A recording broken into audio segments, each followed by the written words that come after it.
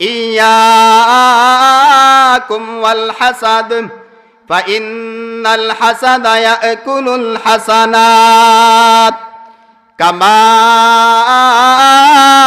তাকুলুন নারুল হাতাব। আল্লাহর পয়গম্বর বলেন, উম্মতেরা রে, ইয়াকুম ওয়াল হাসাদ, হিংসা থেকে বেঁচে থাকো, হিংসা থেকে বেঁচে থাকো, হিংসা থেকে বেঁচে থাকো।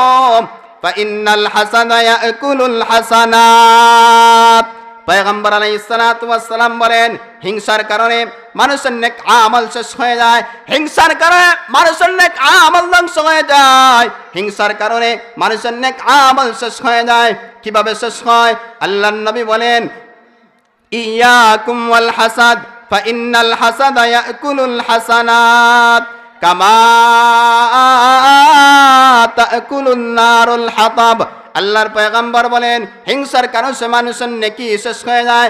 কেননা যেইভাবে আগুনের মধ্যে লাকড়ি এবং কাঠ দিলে আগুন একেবারে খেয়ে ফেলে, আগুন জ্বালিয়ে পুড়িয়ে শেষ করে দেয়, আগুন ছাই ছাড়া আর কিছু দেয় না।